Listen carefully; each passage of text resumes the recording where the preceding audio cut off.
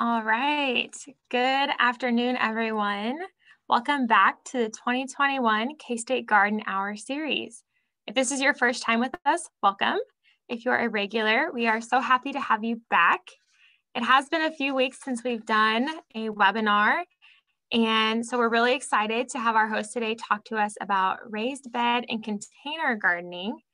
This is, I believe, our third or fourth, I can't remember, webinar of the season, and we have many more to go, so we hope that you'll come back after this. This series is hosted by K-State Research and Extension. My name is Lauren Fick. I am the Horticulture Extension Agent in the Cottonwood District, which would be Western Kansas area. This webinar series has allowed us to provide online extension education related to horticulture and gardening in an innovative and engaging way. Everyone involved in the development of this series is an extension professional for K-State. Most of us have a background in horticultural education or a related discipline. But most of all, each of us have a love of gardening and the natural environment. I love watching this series because I learn something new every time, as I'm sure many of you do as well. Before we get started, we do have a couple of housekeeping things to go over. Please use the Q&A feature for questions related to the presentation. This is where we will look for questions during this session. You should see a button along the bottom of the tab that says Q&A. It's right next to participants and polls. It's in between those. And that is where we would like you to insert your questions. Our moderator today is Dennis Patton, and he will be popping in towards the end of our presentation to direct questions to a presenter. They may also be answered throughout the presentation by other extension agents or specialists, so just be patient with us as we get through them all. Today's webinar will be recorded and it will be posted to the K-State Garden Hour website.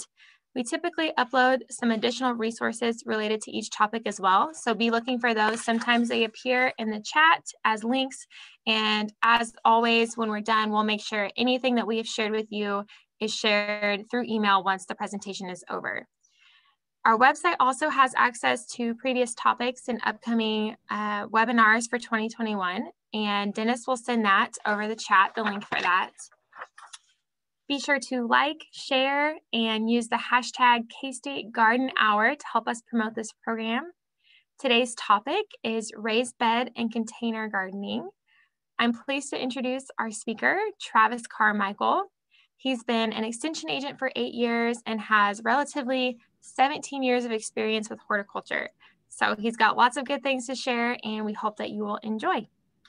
Travis, if you want to take it away. Right. Thank you, Lauren. Yes, I am the Horticulture and Community Development Extension Agent located in Lyon County, Kansas, which is the Emporia area. And as I get my screens going, as Lauren said, we're going to be talking about raised bed and container gardening, and I kind of swapped the title around because we'll cover containers first and then go into raised bed gardening. As we move through this, it's going to be fairly on a faster pace with a lot of information. So I'll try to explain everything the best I can through this. I will have to watch my time because these are two topics I can spend quite a bit of time on. So getting this done within our time today will be fun for all of us. So we're going to kick off and talk about why we look at doing container or raised bed gardens. And a lot of times for container gardens, we're looking at using something that's a higher quality soil, such as a potting soil in those containers, because our native soils just don't handle being put into containers very well at all. Of course, they're easy to move to new locations, and I'll kind of hit on this here as we move through the container gardening side, that if you have the bigger containers, how to help lighten the load. So if you want to move things around, you can. And we can use them to accent our outdoor spaces in our landscape. And it's a great way to do some gardening if we have some small spaces such as a balcony, patio, apartments, or even if we're in a house situation where maybe the landlord won't let us dig up the soil to put in a garden, or frankly, we just don't have the time to put towards an traditional in-ground gardening, uh, a container garden is a great way to go. And then we look at also within the raised beds, it they're great because the soil will warm up quicker because we have five sides exposed to the sun. We can also have higher quality soil in this too. Generally, we are working it up with adding compost, other organic matter to help improve that drainage, water holding capacity, which then ultimately will help us with our yield in the end. And then bringing it up to an accessibility level is also a positive for that for folks, and we'll get into sizing and all that here when we talk about raised beds, but this is just kind of a general overview of why we choose to look at container gardens or even raised beds. The major downfall for both of them is they dry out extremely quick. So they will need some increased watering, maybe a little more tender loving care on that. But really, overall, it's a great way to garden if you're limited on space or want to look at different ways to do gardening, whether it's vegetables or flowers. So we're going to move into specifically talking about container gardens first, and then we'll go into the raised bed gardening. So container gardening can be a great way to add an instant splash of color. In a location, we can use that to enhance maybe a patio, front entryway, any place kind of in our landscape. It could be a focal point. Uh, we can also use it though to grow fresh vegetables or even some herbs if we're wanting that. So it doesn't have to be flowers, it can be whatever we want it. And the nice thing about container gardens is we can change things out so we can have interest at all different seasons. And we can use it then to create also some winter interest. I know several folks who will do arrangements in there with different conifer boughs, other items they found in their landscape. I used to work with an individual. He'd trim some of his red stem dogwoods, put that in there along with the evergreen boughs, and really dress it up for the winter months to just continue to have that interest. And then the biggest thing is they can also be mobile. So if we don't like it where it's at, we can move it around and put it elsewhere within our patios and landscapes. So things to kind of think about as we are looking at doing container gardens, really things are kind of endless of what we can do.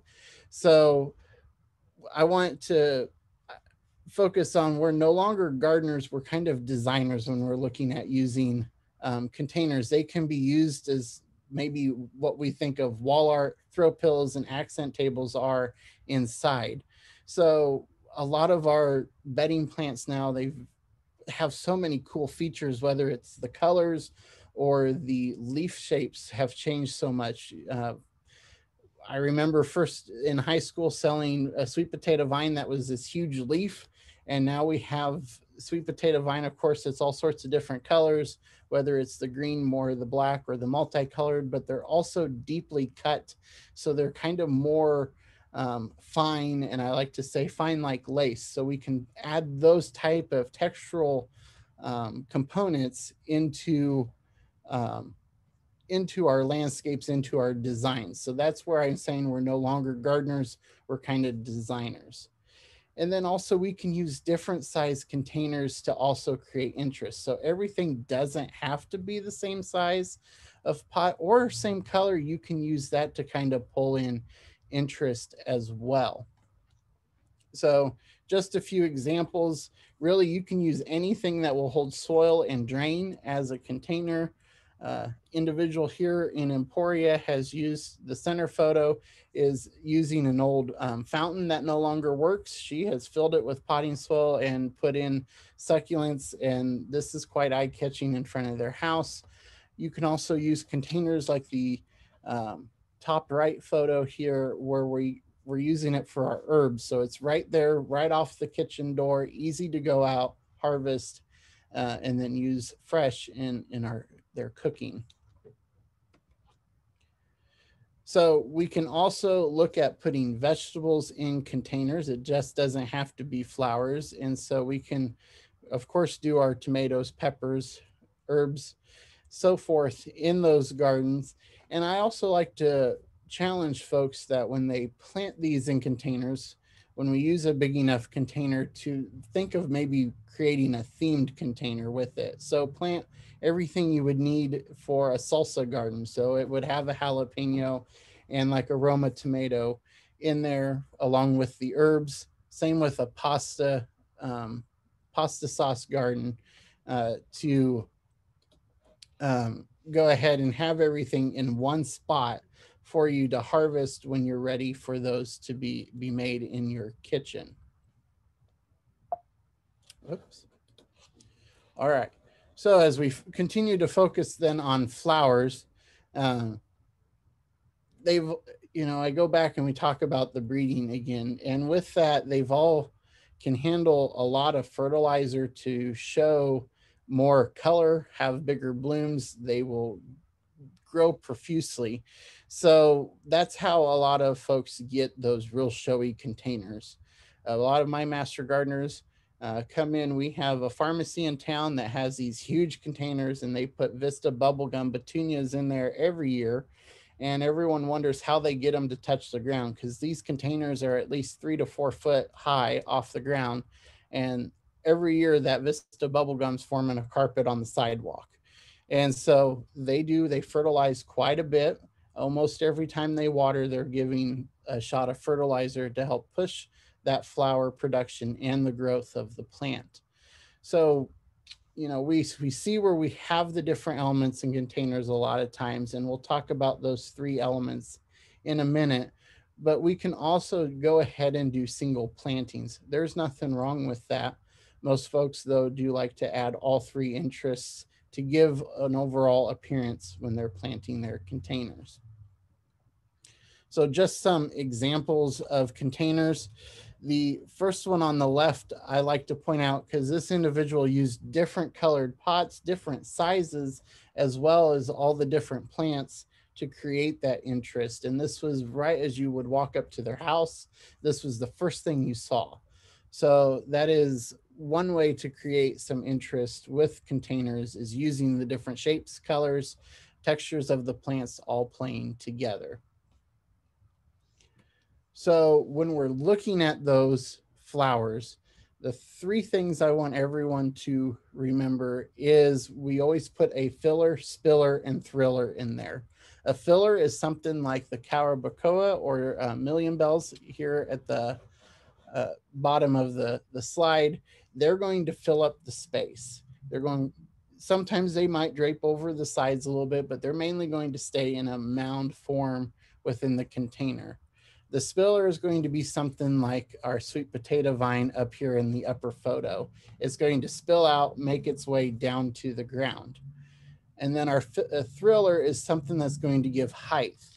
And we can use some of the shorter cannas, like we can see in that upper photo on the slide, to give height in a relatively decent sized container.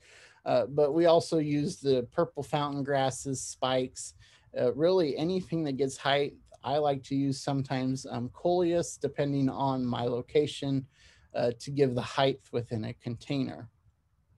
And so just a few examples. We have a few years ago had an individual on our local garden tour who used succulents and snake plant in their containers. They had more of a tropical theme in the backyard. So a lot of their stuff got moved in, of course, in the wintertime, but really enjoyed having more of that look within their landscape. And then the one on the right of the slide, seeing the spike, the Vista bubblegum petunias, and then the sweet potato vine. So when we come down to making a container garden, I kind of always walk everyone through the basic steps because sometimes we go back to what I remember telling folks when I first started in retail, which is of course no longer a practice us as extension agents recommend. So we'll get to that in a second. But basically, we need our potting soil, of course, any kind of container, as long as we had drainage holes in there, and then our plants, depending on which way you want to go, whether it's vegetables or flowers. So I'm going to quickly back up and talk about the potting soil.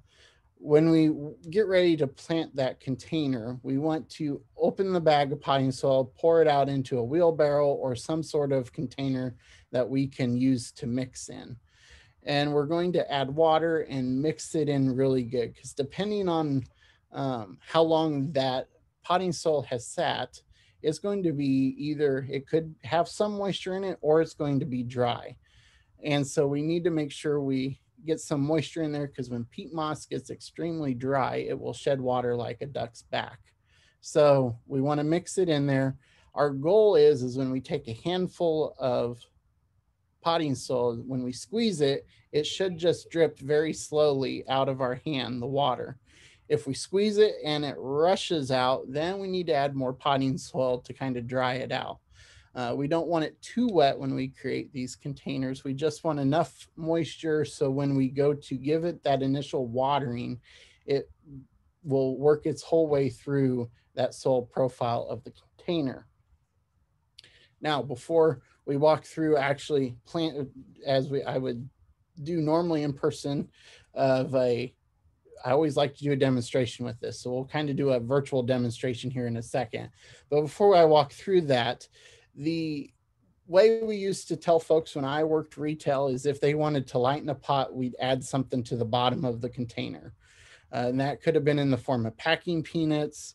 I've heard stories of master gardeners and others using pop bottles, aluminum cans.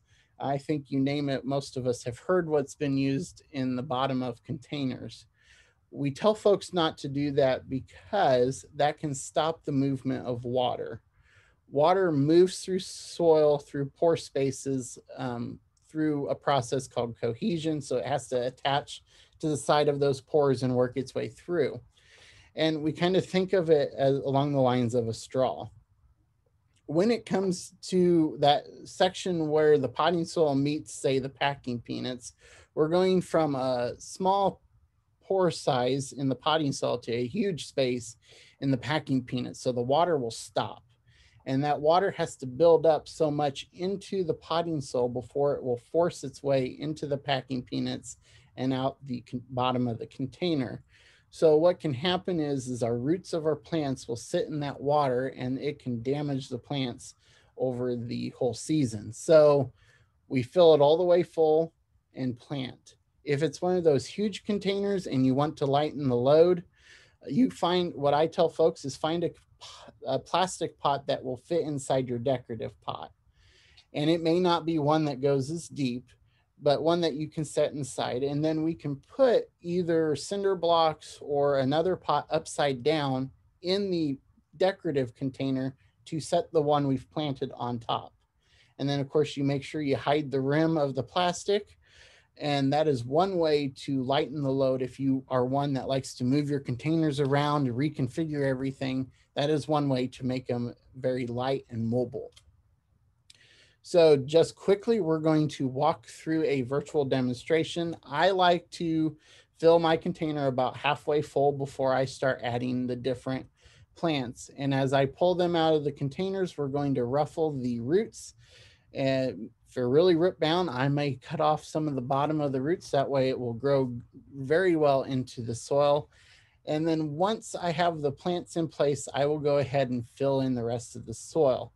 Now I don't pack really hard because I want to keep that pore space. And a lot of times I will let the water do the rest of the compacting and then come in and put some more fill on top, especially if I noticed I've missed a spot where I didn't get enough soil put back in the container. And so that is generally how I walk my way through planting a container. So then biggest thing on watering, I like to tell folks, check it every day, do the finger test, going down an inch or so. For me, it's a couple knuckles deep, see how moist that potting soil is staying. And if it is dry, of course, give it a water. If it's still fairly wet, just kind of hold off. It's always going to be something that is, um, the weather is going to dictate how often we water it, especially if it's been cloudy and raining. So just go out, check them every day. And then, of course, you can fertilize flowers much more than you can our vegetables. And we'll talk about that here as we get into raised bed gardening. So I'm going to shift gears and talk about raised bed gardening. And as we go into this, I'll talk a little bit about the construction and some of the soil, but I'm going to focus mainly on, we're going to talk more on spacing and how to use the space to the max in a raised bed situation. So there are several different types of raised beds. There are ones that are considered mounded. So it's basically just mounding the soil a few inches. There's no support. So it just kind of looks like a hump or a small hill within the garden. And then there are walk spaces around it. Some folks may mulch them, some may not. It's everyone's choice. But what most everyone's used to seeing is the constructed kind. So we're using some sort of lumber, a lot of times ones that are more decay resistant, such as cedar, black cherry, oak, Osage orange, just to name a few. We tend to stay away from those that have been treated because some of that the components can leach into the soil, and we have found that then our plants can take those up. So we tend to stick with more of just the decay resistant, or if you're wanting something more permanent, then look at using the different rocks, bricks, manufactured rock. There's all sorts of fun stuff on the market we can use to create our raised beds. So just an example of a raised bed in a wood constructed layout. Generally, these beds are anywhere from 6 to 8 inches off the ground. They can be taller if you need it for something that's especially even more accessible, say for someone who may be handicapped in a wheelchair, need it higher for them. But we tend to stick to that 6 to 8 inches because that is also a nice height that we can sit on the side of the bed and reach in and do our gardening.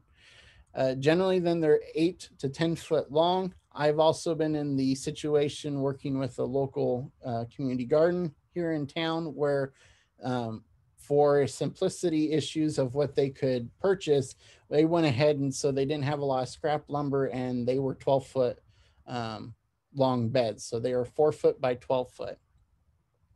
And the reason why we stick with 4 foot is it makes it easy to reach in from either side into the middle of the bed so we don't have to walk on it and compact that soil.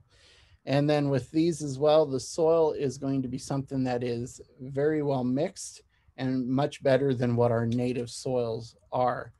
And I've put this in there, I've been asked, it goes back and forth, but we can protect the sides by lining them as we go ahead and fill them with soil. So the goal on the raised bed, kind of the same with a container garden, is to have a higher quality soil than our native. And so we can purchase new topsoil, we can use our native soil and add all sorts of amendments to it to make it better. And a lot of times when I say amendments, we're mixing in compost or organic matter.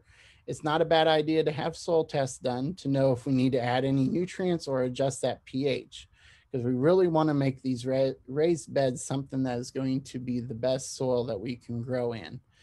Some folks will go through the expense and purchase bag soil or potting mixes and fill raised beds. So sometimes there may be some perlite and vermiculite in mixes for raised beds.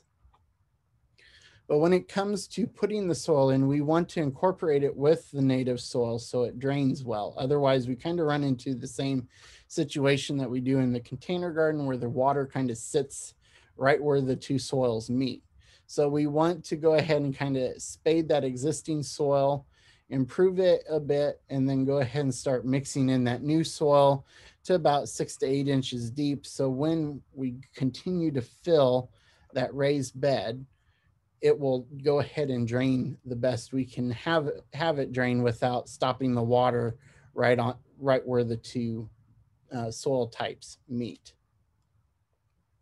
Of course, then I've mentioned too earlier, watering is going to be more frequent because we do have 5 sides now exposed to our lovely Kansas winds and the heat.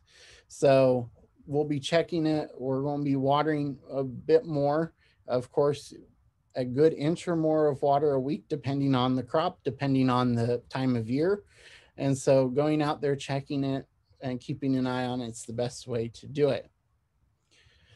When it comes to watering in raised beds, we can handle that a couple different ways. We can do overhead watering, which is a lot of times by hand with either a hose, with a watering wand, or through watering can. We can use a sprinkler, but the preferred tends to be leaning towards a drip irrigation system or a soaker hose.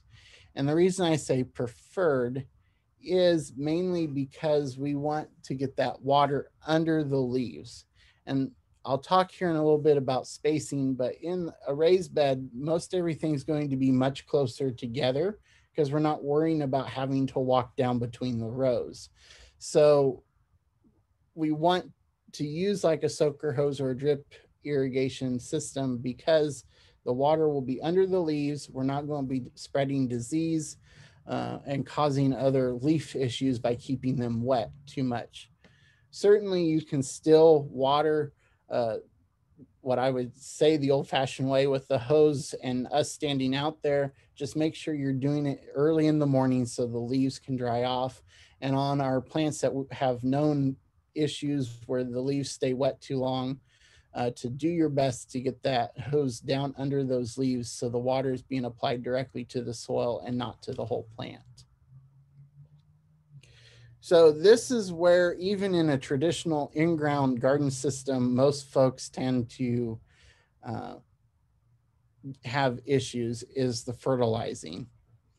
So we tend to over fertilize our vegetables. It never fails. We have walk-in questions of folks talking about how great their plants look in their vegetable garden, but the yield is just not there. And as we start to talk to them, well, they're treating their vegetable gardens as if it was their annual bedding plant garden or their container garden. They're fertilizing every time they water, and they have these beautiful plants, which rightfully so they will, but the production is gone. So we really want to focus on watching when we fertilize our vegetables. We do have publications. You can reach out to your local extension office on side dressing throughout the growing season with nitrogen. But it also gives the timeline of when to put it down, especially like on tomatoes. They tend to be a little more finicky on when to get the fertilization. Otherwise, you tend to get beautiful growth and not a lot of tomatoes. So if we don't have a soil test done, just some general guidance there of a 1 pound of a 10-10-10 fertilizer over 100 square foot can be applied as we go through. But of course, if you want exact amounts, we really push you to do that soil test so we can give you the best guidance of what is needed for your vegetables. And I threw this in there because some folks can choose to plant flowers in raised beds. So you can then look at that and fertilize those a little bit more with a multi-purpose water soluble fertilizer as you would if we were in a container garden. Just be mindful watching on how long it takes for things to dry out as we move through. Okay. So within that raised bed, we can mulch to help keep the water from evaporating too fast. There's all sorts of different, of course, products we can use. We can use our straw, wood. Some folks like to use plastic. It's really up to each individual's preference. But if we're using something like straw or even a wood base, we want to go 2 to 4 inches deep within in our raised beds. So this is where we're going to kind of slow down a bit and take our time on talking about planting. This is where we're going to kind of relearn a few things about planting within a raised bed situation. So we can get away from the long straight rows in a raised bed. We're not going to have the wide spacing in between rows to walk. We're going to throw that all out the window. We're going to kind of plan out our beds so we can maximize the space to the best of our ability. So what we know as spacing in a traditional garden is going to be gone. So just for a few examples, in a traditional in-ground garden where space is not an issue, we can space out carrots anywhere 2 to 3 inches within a row, and we'll space those probably about 18 inches apart so we have space to walk. Same with leaf lettuce, 2 to 4 inches in between plants in a row, and then 18 to 24 inches apart. And then the big one is tomatoes, 24 to 48 inches apart within the row, and then 36 to 48 inches apart between those rows. So that would be as if space is not an issue, but in a raised bed, we now need to maximize the space. We're not worrying about walking through the soil because we're going to be able to reach in from either side. So altogether, in between plants and rows, if we plant it as a row, carrots, we can go 2 to 4 inches. Leaf lettuce, we're looking at 10 to 18 inches. And tomatoes, we can really compact things down 18 to 24. But of course, on tomatoes, we're going to be looking at using either a trellising system or tomato cages to help keep them within their space so it's easy for us to harvest. But we're getting rid of the in-row spacing and between-row spacing because we're going to bring everything as close as we can together within a raised bed. And then as we're looking at that raised bed, we also want to break it down and really look at what we're planting. And this is a good idea to use a planting guide and a calendar and even mapping things out. And I'll show a map here in a second. But putting cool season crops and warmer season crops in certain areas of our raised beds. Because if we're doing more of a short season, cool season type of crop, once that's done, we can go back in and plant something else. So say where we had lettuce, we could go back with beans once the lettuce starts to die out. Spinach, we could maybe do cucumbers, and same then with radish, we can do melons. And we can do some of our vining crops within raised bed. We'll talk about the exception of what we can't really plant here in a second. But in the cases of melons and cucumbers, we're also going to look at going vertical. So we're going to put up some sort of trellis system for the cucumbers and the melons to grow up. That way we're maximizing the space. And just keep in mind on some of the melons, as they grow up that trellis, we might need to give them some support as they continue to grow so it doesn't pull down that vine and hurt the whole crop in the end. So we have available at the extension office, we have the planting calendar, the planting guides that go over. This is just a snippet of some of the more, for the groups I've helped, some of the more popular crops they like to plant. And we're going to single out the sweet corn here in a second, and I'll give the background on that on the next slide. But just to kind of show you that certain things we can double crop within a year, and some things we'll need to plant, like our tomatoes. They're going to be in a spot for quite a while. So that might be in a different section of the raised bed. Other spots are going to be where we can continue to rotate out crops. So generally, and I use generally loosely, we can plant pretty much everything in a raised bed except for sweet corn. And the main reason is the sweet corn it won't really structurally hold itself there. It has more of a tendency, because this soil is much more well worked, it can fall over. Now, I give this little disclosure. at this.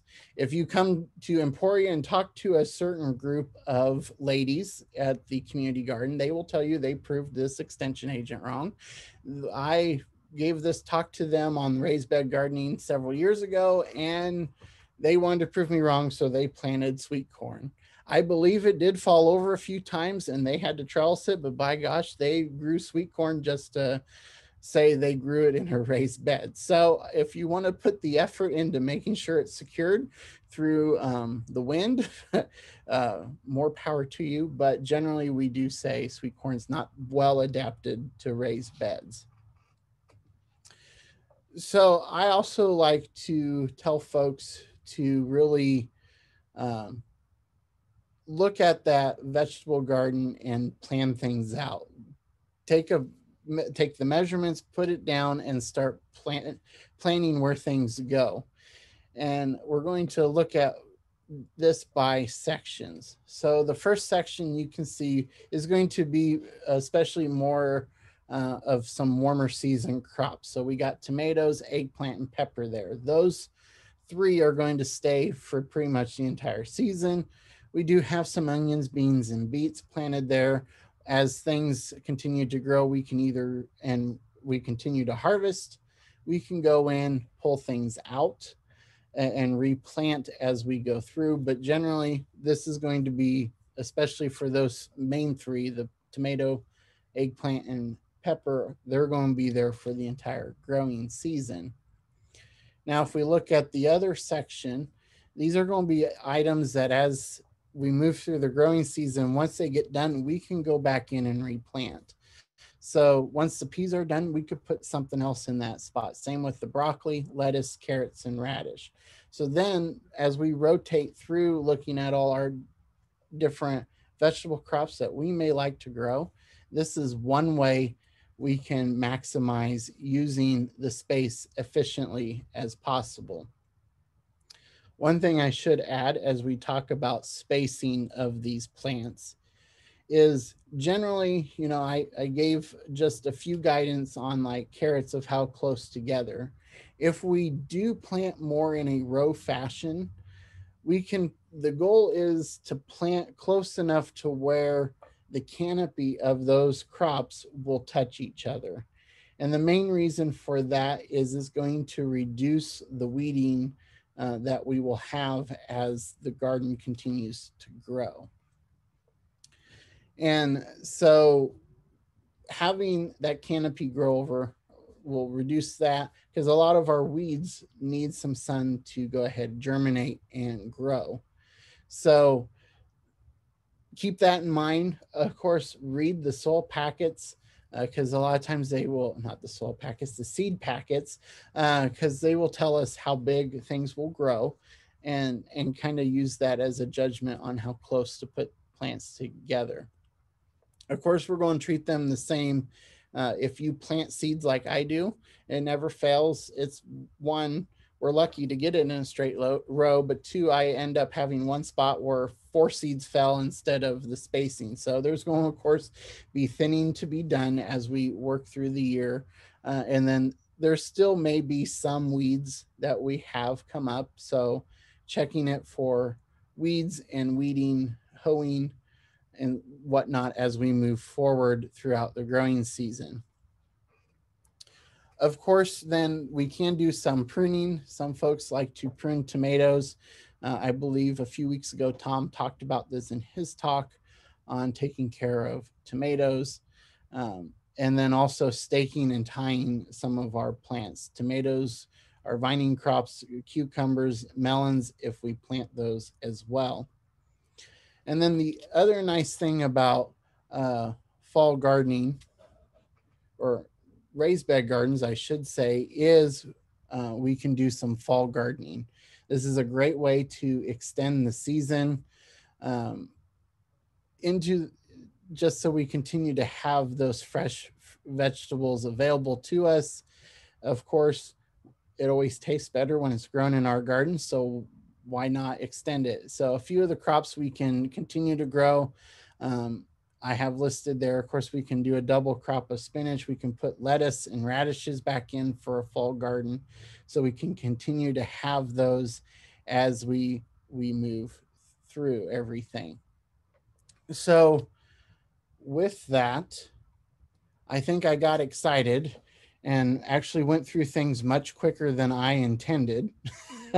So I will let Dennis come on and we can start answering some questions, because I'm sure there's going to be some that we may need to talk about maybe further in depth.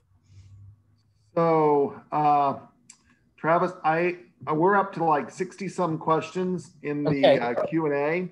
And so I have to be honest with you, as the moderator, I've not listened to a word you said. I've been answering questions as well as every other people. But what I really think, well, a lot of questions are coming from are people are wanting specific design questions, which are very, very difficult to answer. Are they wanting like, how many plants do you put in a pot, which are all very difficult. So I'm going to try the keep to some that are more widespreading and so personal. So I'm going to start with a hard one for you. Okay. How do you keep squirrels out of your flower pots and vegetable pots? Yeah, I've not found a good answer about that one. Let's see. Well, and I had this issue at our house because we have a lot of squirrels. There's to be honest, there's not a real good answer, and I don't know if you have a good answer, Dennis. I've tried everything from putting hail screen in, so when they try to dig, they run into that first. That works for a little while, and then it seems like they get smart and find a new way. Yeah, that one's a real tricky question without putting an entire cage around the container, which isn't pleasing at all. Yeah, so. I'm surprised the one on how do you keep them from stealing your ripe tomatoes has not come up yet either. Yeah, like I said, I picked the easy ones for you. Okay. We got a lot of questions about your take on container potting mixes and whether or not they can be reused from one year to the next, or you have to dispose of them. Yes. So you can reuse for maybe 1 to 2 years after. It really depends on the brand and the kind that you've used and how fast it's breaking down. So you really need to look at the potting mix. Sometimes you can get by reusing. You're going to have to fertilize a little bit more because all that fertilizer that was mixed in has been used. So, 1 year, maybe 2, but you're going to be replacing soil every couple of years for sure, because then it just gets into that gloopy mess and it doesn't drain well, and it's just not the best. Okay. The other area there are a lot of questions around, and here again, I was so busy answering, I don't know how you covered. So if you did and it's redundant, I'm so sorry. You're fine. A lot of questions around fertilizing the containers and then fertilizing the raised bed. So you might start and maybe review a little bit more your recommendations for properly fertilizing containers, slow release, liquid, granular, rates, those type of things. Yes. I did kind of go fast over the fertilizing of the containers. So I tell folks that's kind of up to them. You can use the water soluble liquid fertilizers and water almost every time you water, depending on how things are going. Because I also, I did mention, some folks water every time with containers, so they really get that beautiful show. But also, I tell folks, let the plant kind of tell you how it's doing before we just pour a lot of fertilizer on them. Of course, you can use slow release though too. There's a lot of those products on the market. Make sure it reads for outdoor containers so you get the proper rate. And most of those will release. They all are temperature sensitive. They work best above 70 degrees. So as things start to warm up, then you can use that slow release instead of the liquid. It really, that one is kind of each person's choice, in my opinion. Both of them work really well. Just the issue is with potting soil is it doesn't hold the nutrients as well as a in-ground native type soil would. So that's why we tend to look at fertilizing more in a container setting that has that potting soil mix. In the raised bed, if it is more of just a native soil that we've really have worked up, we're probably not going to fertilize as much if it's flowers. We're really going to watch it on our vegetables because, as we mentioned, if we fertilize too much, we'll reduce the yield, which is not what we want at all. We want the yield. So we'll just have to watch, really kind of watch how we do that, and that's where we push the soil test. I can't use that enough to test our native soils. But if you're someone who maybe decided that you wanted a smaller raised bed, because yeah, we said a 4x8 or 4x10, but you could definitely do like a little 4x4 raised bed too. And maybe you filled it with potting soil, you're going to fertilize obviously a little bit more because it's not going to hold on to the nutrients either. A couple questions came in, and I know I've seen here locally at one of our box hardware stores, a lot of these metal rings for raised beds that have no bottom, like the small stock tank. Pros and cons using metal, these types for your raised bed structure. I mean, I don't see why there's something that we couldn't use. The con will be is they're going to deteriorate as well as a wood one. Even if they're coated, eventually at some point that coating breaks down and rust happens, and then it just kind of falls apart, which we can have even if we're using a wood product, it rots away eventually too. So from all my research on raised beds, it comes down to what you want to use as that product. Okay, great answer. Okay, we had a lot of questions about the mixes. So I did answer on the containers that it's better to use a potting mix that doesn't contain a lot of soil because it has the better aeration. So the question's now coming in about, what do you fill your raised bed with? Do you have, like, if you're going to a topsoil place, if you're making your own, any proportions of materials for a raised ground bed? Ooh, proportions. That's a that's a tricky one. I know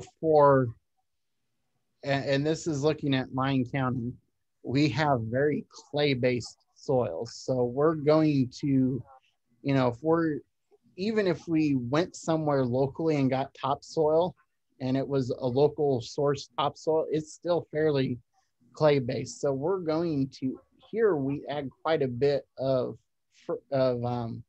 compost, and I want to say maybe upwards of 25%, but that could be a bit much. It really depends on what we got. And that one's, for me, that one's a hard question to answer because of our soils vary so much and what we get in. Here's what I tell people, and maybe my teammates will disagree with me, Travis, but if you're using a third good quality topsoil, a third compost, and then maybe a third sand. Now, we don't put sand in in-ground beds when you're doing a raised bed where you can completely amend it. I've heard that mix works good. So some my coworkers may disagree with me on that because we usually, stay away from sand. Mm-hmm. Don't put sand in an in-ground garden, but when you can mix it equal parts, so you've got really 2/3 of something lightening up that clay, that makes a pretty good deep soil mix. Yeah, I could see where that would make a decent mix. I don't know if I would say I disagree with you at this point, Dennis. So yeah, and someone just put in the chat box, no sand makes concrete. I totally agree. I'm not telling you ever to put sand in an in-ground garden bed, only in raised bed mixes where you can add enough sand to not create concrete, but get the benefits of sand. Yeah. Yeah. So do never sand in an in-ground bed. Correct. I just ticked off one of my coworkers I see by a comment. So a lot of questions about growing fruit in containers, anywhere from blueberries to raspberries to blackberries, recommendations on that. Oh, so just like when you say recommendations, whether to do it or whether you can do it or not. And then also the second question would be, a lot of people want to grow strawberries in containers. So you can grow some of our fruits. I know some folks will do blueberries in containers. There for a while, I think that was a big push in some of the fruit industry, especially if it was a U-pick. They kind of liked the container because it's easier to amend that, especially here where our soils are so alkaline and we really need it acidic. It's easier to adjust it in a container versus a field situation. So blueberries would work. I'm not for sure I would recommend raspberries and blackberries just because of their growth habits and how they spread. I've been around cases where strawberries have also been grown in containers. The thing with containers is you just got to make sure we're going to protect that during the winter so that we don't freeze the whole roots and crown through the winter months. Okay, next kind of grouping of questions together. A lot of questions about in raised beds, since you're on this intensive planting system, about trellising, caging. So recommendations for cages for tomatoes, for trellising, cucumbers, those type of things. Any comments on that? Yeah, so on tomatoes, that comes when it comes to trellising or caging those are kind of your choice. You can definitely go out and buy the tomato cages, put them over, make sure we keep them there. I've seen people do the stake and weave method where we're using T-posts and then twine and kind of doing the pattern through the tomatoes to keep them upright. That really comes down to what you feel comfortable with.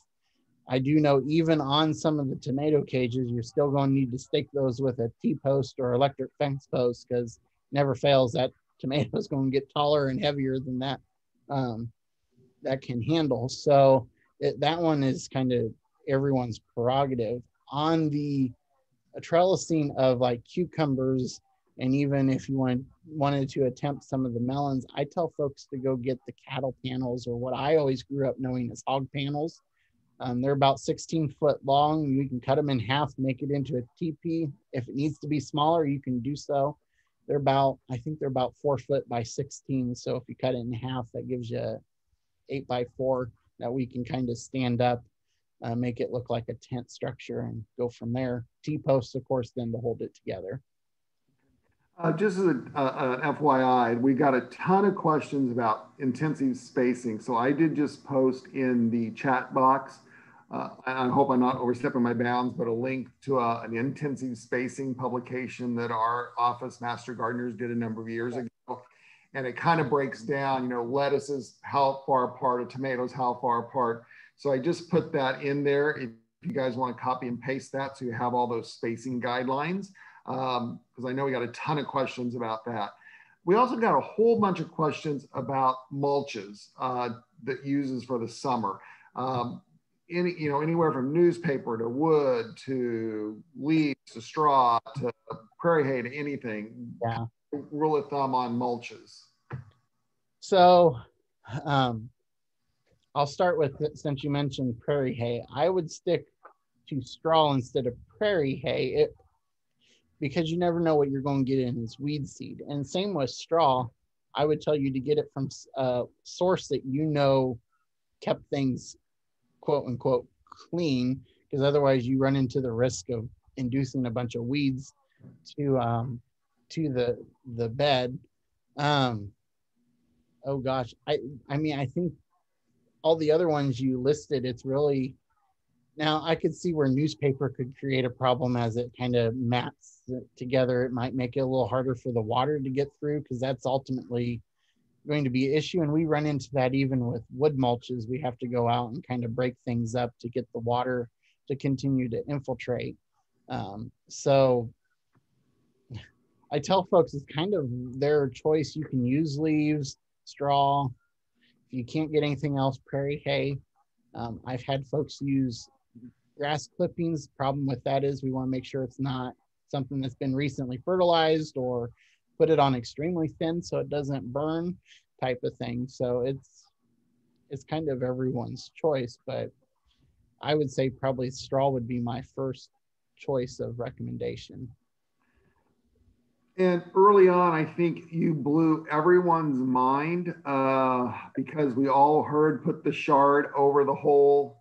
We got tons of questions. You may just want to go over the reasoning again for why we don't recommend putting fillers into containers. Yeah. A lot of feedback on that. Yeah, that one seems to blow everyone's mind, doesn't it? And the thing is, when I first started in horticulture, we recommended that, and I worked for a reputable nursery and garden center. So the big thing is, and so our potting mixes, our potting soils that we purchase and use has a smaller, and it all comes down to pore space, and pore space is what water moves through. And so our potting mixes are going to have a smaller pore space than whatever we're using as a filler. So if we're using a packing peanut or pop bottles or crushed up cans, that pore space is huge versus that small space that the water is moving through in the potting soil. And so when water meets that different sizes, it stops, and it has to build up pressure before it forces into that new bigger pore size. And when I say pressure, there's got to be a lot of water build up in that potting soil before it moves through. So what happens is, if we have a 12-inch pot and we filled it full, three or 4 inches of filler in the bottom and then potting soil, we've really reduced how much space the roots have to go into. And so that's where we run into drowning out our plants. Instead of letting it be well-drained soil, we're actually hindering the growth aspect. Yeah, I guess I'll just tag on my own. I always tell people you want a minimum of 12, 18 inches better of depth in your pot. Now, if your pot's bigger, deeper than that, you might be able to put filler in it, but it takes a lot of soil to grow a lot of big plants in a container. Yep, sure does. A couple of questions. I think this might be our last question, and this is a to end up on is, are there any plants that don't play nice together in the garden? So we shouldn't plant beans next to onions, or we need to put the companion plants in. So oh gosh, to my understanding, everything seems to, of our vegetables, tend to play fairly nicely being planted together. There's no real strong research on companion plantings. I've tried to find it because I get those questions as well. So overall, though, when it comes to playing nicely together, I look at it from the aspect of, I'm not going to put tall stuff where it's going to shade out the shorter vegetables. That's how I would look at playing nicely. Otherwise, everything seems to interact just fine in a vegetable garden situation. Okay, we have 12:58. I think I will turn it back over to our host. Thank you, Travis. Welcome. All right. Well, once again, thank you everyone for joining our K-State Garden Hour series hosted by K-State Research and Extension. We are so glad you could be here today to learn about raised bed and container gardening. We do have several talks that will be coming up, so be sure to visit our K-State Garden Hour website to see all of the upcoming topics. Dennis will put that link in the chat for all of you who would like to visit that website. This session is recorded and will be posted on the website by tomorrow afternoon. After this webinar ends today, you'll receive a prompt to take an evaluation survey. Please fill this out. We would greatly appreciate your feedback. If you have any other questions, please don't hesitate to reach out to us at ksuemg@ ksu.edu. Dennis will also include that in the chat. And if you had a question today and it didn't get answered, we will do our best to compile them and get an answer back to you. Thank you again. We hope you can continue to tune in to our Wednesday Garden Hour series, and have a great week.